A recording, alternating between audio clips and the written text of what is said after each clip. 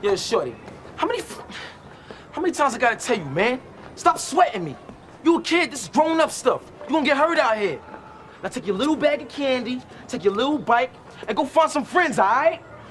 Damn, fucking kids, man.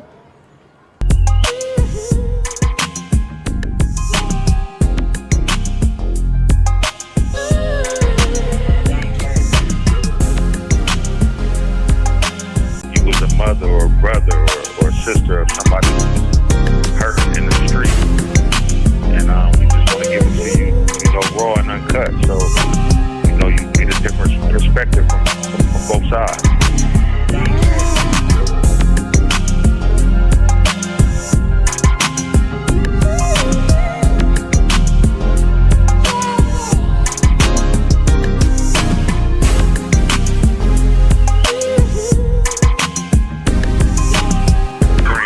Molly, and we hear, the switches of the Underworld,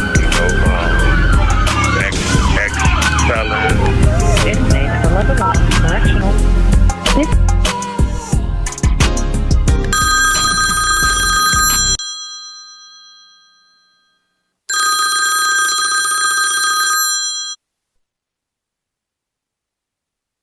Hello, this is a prepaid debit call from Brandon Green. An inmate at the Lebanon Correctional Facility. To accept this call is from a DRC correctional facility and is subject to monitoring and recording. Utilization of an unapproved application and three-way calls to communicate are strictly prohibited and a violation of DRC policy. Thank you for using GTL. Thank you for using GTL. This is the Streetz podcast, Voices of the Underworld, and I'm your host and executive producer, Brandon Green. Today's guest is one that I'm well acquainted with, one who I even call a brother. He served a sentence of 20 years, and since his release, has turned his life around. In the final stages of publishing his book, he has his hands on several projects, including a home as a thespian, sharing a story of incarceration, and the play The Lynched Among Us. He's a father of 5 strong black men. He's the favorite and only son, in his own words, of the best mother ever placed on the face of the earth, Miss Essie Atwater-Smith. And we can't let this one go by. He has the best woman, undisputed. Today I'd like to introduce to some and present to others my good brother, Mr. Joseph Atwater. What's up with my dude, man? Man, what's up, man? How you doing? Man, all is well. How about you? Man, I'm blessed, man. I can't complain, That's a beautiful thing. Well, good to hear. Some of our listeners may know our history, but for those who don't know, you and I were once cellmates, but before that, we were the opposition. Can you speak to when we met and kind of walk us into that? Yeah, so when I talk about it, I always talk about how it's always good to carry yourself with integrity. And let me explain that. So in the joint, a lot of people don't know. I'm going to say in the penitentiary, a lot of people don't know that. It's separated. Everything is separated. Akron, Cleveland, Toledo, wherever you are, if you're not from that city, you're not supposed to hang with them. I was never like that. So when you first got there, I was in the gym and, we were playing basketball. I was actually on y'all rec time when y'all was over there playing rec. And we played basketball and, tell me, we don't got to talk about what happened. But anyway, so fast forward about a week, I come in the cell and you in there and I'm looking like, no, not this dude. You end up being my cellie. So the reason I spoke to the Cleveland Akron, because Cleveland and Akron didn't get along, that was mind-blowing to me. I never understood how I'm going to dislike somebody because of where they're born, and no one chooses where they're born. So it's just a childish thing that goes on in the penitentiary, but that didn't come between, you and I becoming friends, and we became fast friends, and I taught you a lot of stuff that you needed to know to get you through your bit. I got to put that out there. Yeah, for sure. Okay, here we go. So I have a few questions, and the time will go by quickly. But if you can share as much as you can, as quickly as possible, as quickly as you can, myself and our listeners will be grateful. So allow me to get to it. Can you share with us about little Joey Atwater? What was your childhood like as an only child, and what did you want to be growing up? So, no judgment from your listeners, but growing up, I had the best childhood ever. Only child, didn't want for anything. I don't have no we were so poor story, so I had to do certain things. And funny story, it's funny that you asked me that, and I kind of knew you was going to ask me that, but I have to be honest. So growing up, the only thing I ever wanted to be was a porn star. Oh, wow. Okay. And, well, you want to know why? Well, yeah, so I was very observant as a child, and I was a listener. I absorbed the same way I was in the joint. That's how I was at home. Like I didn't talk a lot, but I caught on to everything. So as a kid, I danced real good as a child. So I was always allowed to the grown-up parties. I was like the entertainment. So they would be talking about certain stuff, and I caught on like, wait a minute, they talking about porn. I didn't even know what porn was, but I'm like, they talking about such and such. They were talking about the little cartoons they were watching. They used the word cartoon. It threw me off at first. I'm like, damn. So I found my stepfather's porn stash under the bed in the shoebox. And I used to, put it in and watch it. And then I found out later on, because I had called one of my aunties. I have an auntie that's close to my age. I found out later on that they make a lot of money doing that. And so I'm like, oh, this is what I want to be. So growing up, I always wanted to be a porn star until I was 18 and found out that somebody had AIDS and was giving some of the porn stars AIDS, and they couldn't find him. And that's when that changed. But by then, I was already in the street, so that's what I wanted to be growing up. Okay. Well, when would you say things began to spiral, out of control your way? So around 15 or 16, and it's crazy because I still don't think it was out of control because I wasn't like a hothead, but about 14, 15, 16, because I was that kid that used to argue with the guys on the corner selling drugs. Like, man, y'all here selling that crap? I had a summer job. And then, I didn't want for anything, but they started buying cars. And I'm like, ooh. Now, my mama bought me whatever I wanted. Never wanted for anything. I was dressing just as good as them. But the one thing I didn't have was a car. And my real own money, I had a couple $100, but I didn't really have no real money at 14. So my thought was, okay, I'm going to sell dope until I get $1,000 in the car, and I'm done. And that was a long time ago, and I never stopped. Okay. Now, for our listeners, because I know they probably want to know what made you say yes to this podcast. You my dude, and whatever I can do to help you, I'm gonna help you. You my dude. Plus, I feel like I have a few things to share. I didn't know what questions you would ask, but I feel like I have a few things to share. So if I could say something that will help a listener, I'm all in.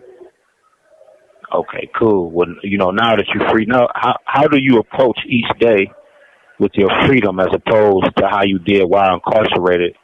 And can you explain if there's a difference? Well, they were kind of the same because I approached each day with a certain mindset. So they were the same. So while I was incarcerated, the only thing that was incarcerated was my body. And I always said that my mind was always free. So I have the same mindset. It's just my movement is different.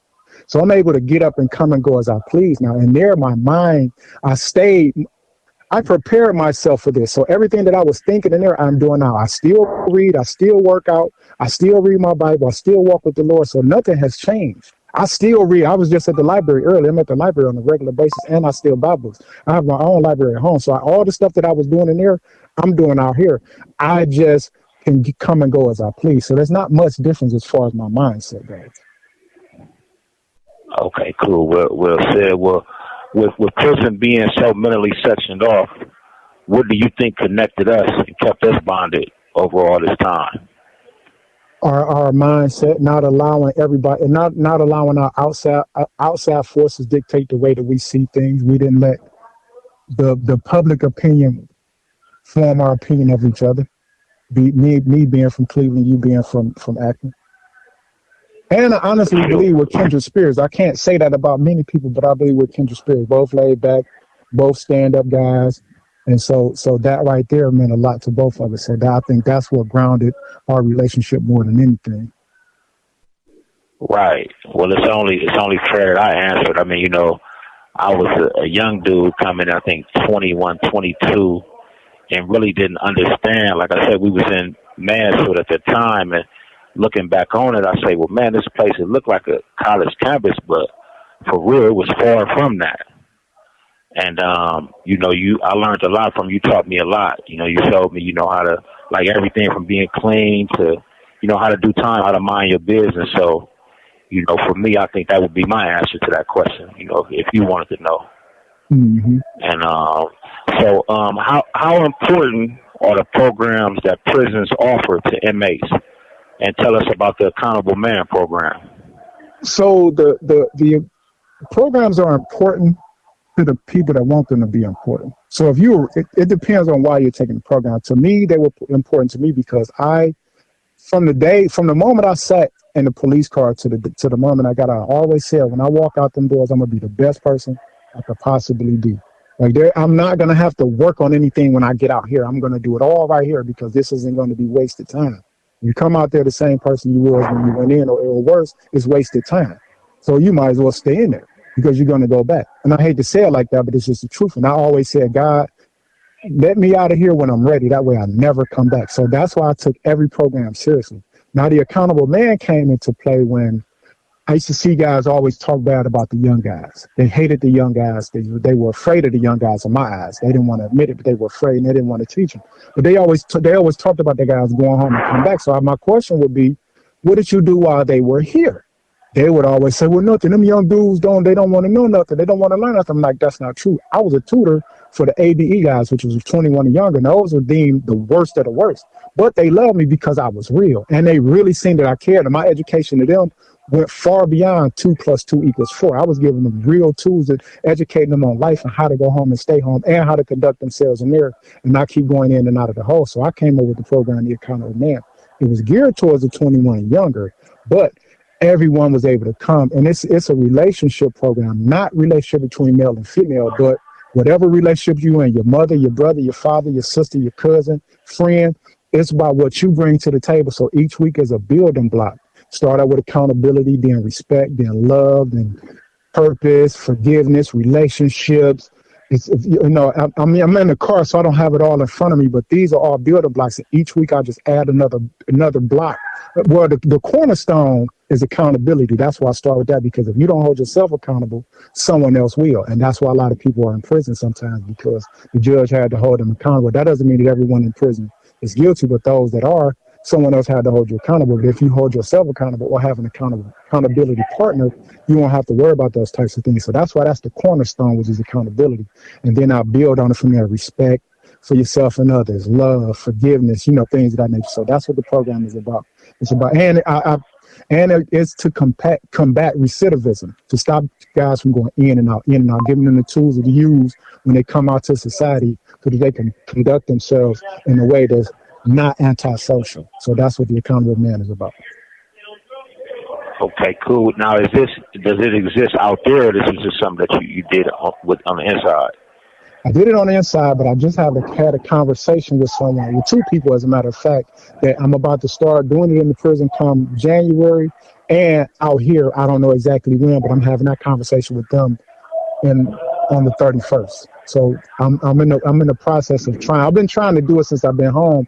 My POs always sent me to people, but they always sent me to people, and then they always sent me to people. So I just said, you know what? I'm not about to go to nobody else. I'm about to create my own resources instead of asking people for help. I'm about to create my own resources and do it myself.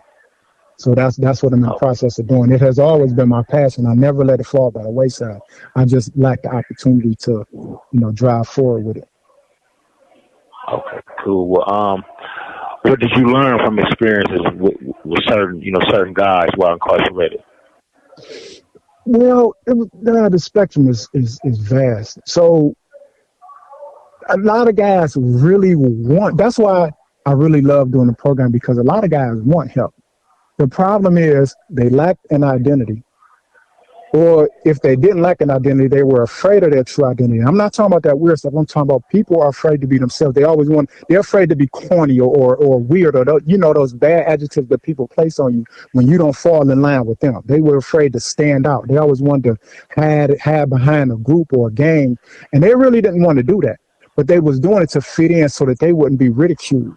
So I learned that people really want help, and It'll stick if they see that you're really about that. You can't tell them one thing and then they see you doing something contrary 2-3 days later. So I learned that people really do want to change and they really want help. For one, they really don't know, because a lot of people think that people know. No, a lot of people really don't know because they weren't taught that. They weren't taught that growing up because of the fatherless home.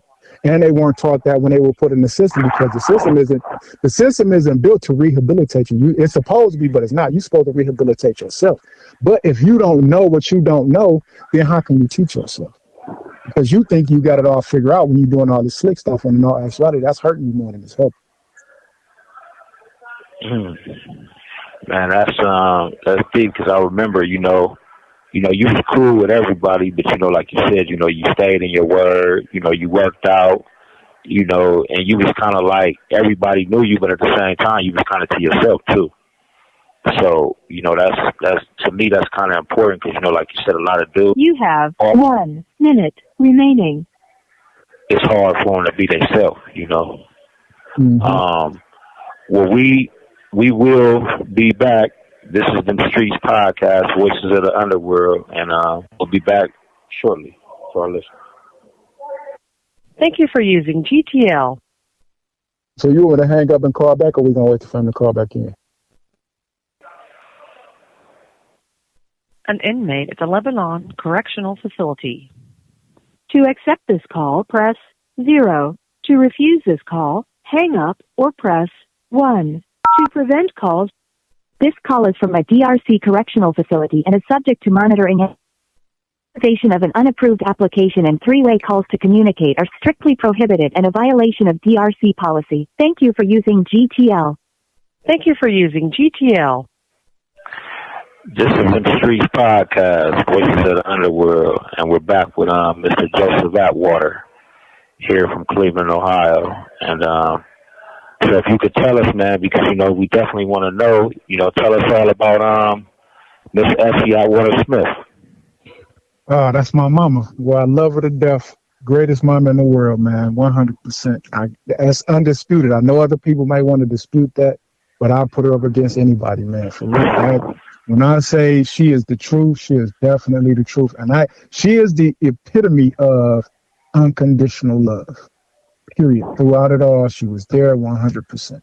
But real quick, before we get, because I know these things go fast. C and Toon, I was just on the phone with Toon right before I called you. And he called while we was just on the phone, but he told me to tell you what's up, and he gave you big ups and a lot of praise, and so did C. C told me to tell you what's up too. I could not go without speaking about them too. All right, and because I gave him my word, and I didn't want the time to go by without saying that.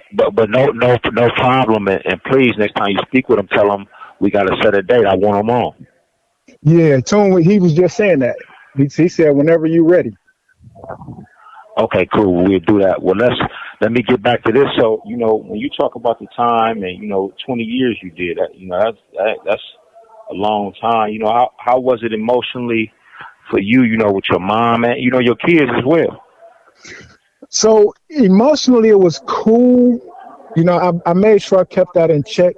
I didn't have any the bad days I had was when we had deaths in the family, people that were extremely close, and I couldn't be there to console them.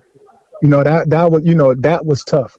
But, I always counted my blessings. So I was grateful for the people that were still there, my mother, my children, and things of that nature. So I tried to make sure I made sure I kept that in check. My motto was always keeping my eye over my ear, my intellect over my emotions. So whenever I would call them, I always made sure I made their day. So my emotions was in check. I wasn't happy to be in jail, but I wasn't like downtrodden or crestfallen. I wasn't like sad. Use my cellie the same way I was on the pod was the same way I was in the cell. That was just me. And I made sure I conducted myself that way throughout it all, because for one, I know when somebody's emotional and going through bad things, that make that time a lot worse, and it hurts your family.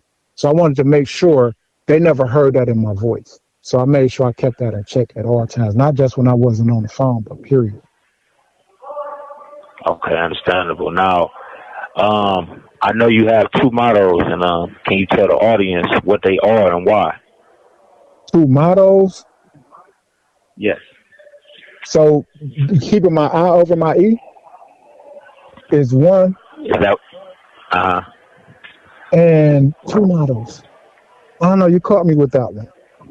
Because I have a I few caught things you that I off guard. live by. Yeah, I have a few things that I live by. But that right there is more, most. That's my most important one is keeping my eye over my intellect over my emotions. And I have a few mottos, so I don't know which one. If you know of them, ask me and I can explain them. Well, you can just give us the two that you want the listeners to know. So my one is keep my eye over my E. That right there means the most to me than anything. That's keeping my intellect over emotions. That means keeping my emotional intelligence. Some people call it the EQ, which is your emotional quotient. But so that's keeping my over my E. Meaning I try to make sure I think my way through everything. Because if I don't think my way through it and I act my way through it, 9 times out of 10 it's going to be bad because emotions is no good for no one, especially yourself. So that's my main one. The other one, it's escaping me right now. So I mean, because you caught me off guard with that. I wish I would. I mean, you didn't have to prep me for the questions, but if it hit me before the phone call is over, but that's my main one. Do I make sure I stay, intellectually in tune with whatever is going on? That way, I don't act out of emotions. And let me give you an example. You're Okay. somewhere. Okay, so my girl, she beautiful. So say if we're out, I don't go out much, but say if we're out and you have somebody that's very disrespectful. So before my whole mindset would be do something barbaric because in my mind, if I let you get away with this now, you're going to try to get away with this again in the future. So I might as well go and do everything I'm going to do to you right now and get over it. That way you will never do it again and no one else will. Everyone else will know not to do that. Now is, you know what? Let me find a way, a peaceful resolution so that he'll know not to do this again, but I'm not in trouble and he's not dead. So that's why I keep my eye over my ear. And I have to think for other people when I'm out here. Everything isn't about being tough. I want to make it home to my kids and my girl. So that's my main motto right there, keeping my eye over my ear and not being Okay. emotional I'm and glad. letting things get to me. Well, I'm glad you put it like that because being on the inside, it's a misconception. It's you got to be tough, but like now that I'm older, I see be a part of being a man is being like you're thinking about your family. You're thinking about Hmm. supporting your family. You're not thinking about fighting and hurting other people. You know what I mean? But being in jail, so for you transitioning from here, like what was your remedy to get over that? So it started in there. So I didn't want to exhibit the same behavior. So growing up, I had very violent tendencies. Like my mindset was very violent. So, but I knew I had to get that in check. So it started in there. And I tell people all the time, what you doing there, it transfers out here. You can't do weird stuff in there and think you're not going to come home and do weird stuff. So it transfers. So every skill that you pick up in there, make sure it's a transferable skill that'll further you out here as opposed to hinder you out here. So I made sure I got all that in check in there. I always said, so now before I got it under wraps, it was, no, I can't let you get away with that because I'm not going to be able to sleep at night knowing I let you. And it'll be the smallest little pettiest thing over a car game. But now I'm ready to do something crazy over a car game. And I had to get that in check because I realized that I had to pass that test. If not, I was going to keep flunking it. So I said, you know what, I'm gonna get that in check. And I want not only get it in check and walk away, but I want to walk away and still feel like a man. Because I could walk away, but if I don't feel like a man, I'm gonna find a way to make you do that again. So now I feel good about doing what I'm about to do to you. So I had to find a way to walk away and still feel like a man afterwards, and not put myself in the situations where anybody could feel like they could disrespect me. That's the reason I carried myself the way I carried myself. People thought I was acting funny, but I wasn't. I was protecting myself and others because I knew me. So I just said, you know what? I'm going to separate myself from anything that can cause me or someone else bodily harm. And I wasn't going to let nobody do nothing to me, but I didn't want to do nothing to nobody else either. So I just found ways to just separate myself. And God blessed me with the spirit of discernment. So if I discern a bad spirit in somebody, I avoided them. I didn't do that out here, and that's what sent me to the penitentiary. Ignoring all the warning signs and guys thinking that they were cool and they really weren't. Okay. I know our listeners would for you to tell us about the Lynched Among Us. So the Lynched Among Us is the program about some guys that I was incarcerated with. So they were innocent. Mike Sutton. I wasn't locked up with Mike Sutton, but Sweet Man, Mont, and L and Mike. So they were innocent, wrongfully convicted. And, it was about injustice. So Sweet Man's story I knew, Mont's I just learned, and L's I knew, of course. And Mike's I just learned. But they're beautiful plays. Two of them is acted out. Sweet Man's is acted out, and Mike's is acted out. Mont talk and L talk. But it's about the voices of injustice. But let me speak about injustice for a second. So injustice to me isn't just about the wrong people being wrongfully convicted. Injustice has a very wide spectrum. So injustice could be the disparities in sentencing a person a certain way because he's black, or it could be like a person could have allied offenses and get consecutive sentences, and then you have it's so many different injustices. You have people like the parole board. That's an injustice. You have a guy go to the parole board and have everything that he's supposed to have, but they'll say, okay, we're going to give you more time because of the nature of the crime. I've changed everything that I could change. The one thing that I can't change, you're going to give me time for. So there are a lot of injustices. So it's about injustice, but I kind of want to broaden the spectrum and stop. It's good that it's focused on the wrongfully convicted, but there are so many other injustices that I think should be highlighted as well. Okay, well said. Well, you have your restoration business, Shine LLC. Tell us about what you have going on. So, hey, Shine, it's a renovation company where we renovate homes. We do anything, mainly on the inside though. Mainly on the inside, anything on the inside: drywall, paint, flooring. I have a plumber, an electrician, whatever needs to be done on the inside, it can get done. And that's something. So it started with my girl. She kind of just broached the idea and asked me if it was something I would want to do. And I said, yeah, I'm going to give it a shot. I didn't know anything about it at all. I learned on the fly, literally got a house and learned on the fly. I didn't know anything about it. The only thing I knew about it was I used to watch This Old House, and I realized that they was lying to us on there. It was not that fast and that easy, but I'm dead serious. And God is my witness to everything I just said. I'm dead serious. So, that's what I learned, but I learned on the fly, but I'm good at it now though. So it's a renovation company that I can do anything in the house, and I'm learning as I go. I just did a bathroom. I put tile up in the bathroom. Didn't know how to do it beforehand, but did a great job. Okay, well, if there's any information you want to pass along to our listeners, if anybody interested in some work, feel free. You definitely can do that before this is over. So, yes, I'm. Oh, go ahead. No, go ahead. You have another question? No, you go ahead. No, yeah, I was going to ask you, for the guys, we can come back to that, but for the guys that's still here, what advice would you give to someone currently, incarcerated who wants to change their life? Just do it. Get in tune with yourself. Stop worrying about the crowd. Don't worry about the chatter in the background, and be comfortable with being you, because the only life you can live is yours. So when you stand in front of the Maker, when it's all said and done, he's going to ask you to be accountable for your actions. So make sure you start now. Just you be comfortable being you. Don't worry about being called whatever they're going to call you. They're going to call you that. But your life is your life. And if you want to make sure you come home and live a productive life, all them dreams and hopes you have, it starts in there. It don't start out here. It all starts in there, and whatever you do in there, it transfers out here. So always keep that in mind, and be an individual. Stand on your own, too. Okay, and before we get back to the restoration business, if it's a young dude, he listening, he just like, man, what would you say to him? Definitely everything that I used to tell the young dudes: be yourself. Stop worrying about the crowd. Stop trying to follow everybody, and be a trendsetter. Because if it's easy to do, you shouldn't do it. Meaning, if everybody else is doing it, go in the opposite direction. They're lying to you. They're not telling you the truth. Period. So be yourself.